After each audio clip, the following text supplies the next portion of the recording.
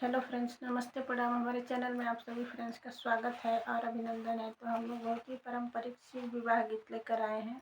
अगर अच्छा लगेगा तो लाइक शेयर सब्सक्राइब जरूर कीजिएगा और कमेंट बॉक्स में हर हर महादेव जरूर लिखिएगा। तो चलिए सुनाते हैं।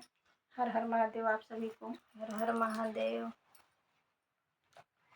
बसहा पर चढ़ल शिवजी लेके बरियतिया हो।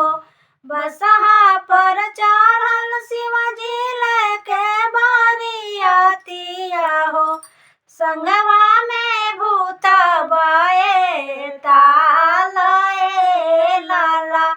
संगवा में भूत बए तालए लाला। डर लागे देखी के गरवा के सारा पावा हो। डर लागे देखी के गरवा के सारा पावा हो। रही रही छोड़े फुफुकारे लाला। रही रही छोड़े फुफुकारे लाला। मिर्गा के छाला पहिरे हाथा में डमरुआ हो। मिर्गा के छाला पहिरे हाथा में डमरुआ हो। जटवा में गंगा जी के धाराए लाला। जटवा में गंगा जी के धाराए लाला। नाचत गावत सब चलले बरियतिया हो।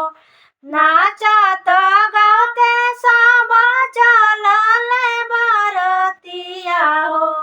पियते चलेले गाजा भांगए लाला।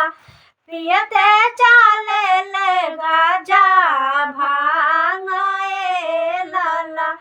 केहू के हाथ नइखे केहू के गोड़ावा हो।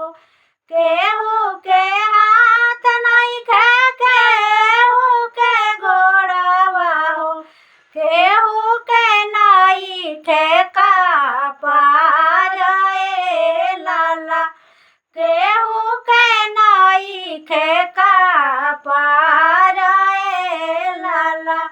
नाही औरत चढ़े नाही हाथी घोड़ावा हो। नाही औरत चढ़े नाही हाथी घोड़ावा हो। नंदी पर होके आसवार ए लाला। नंदी पर होके आसवार ए लाला।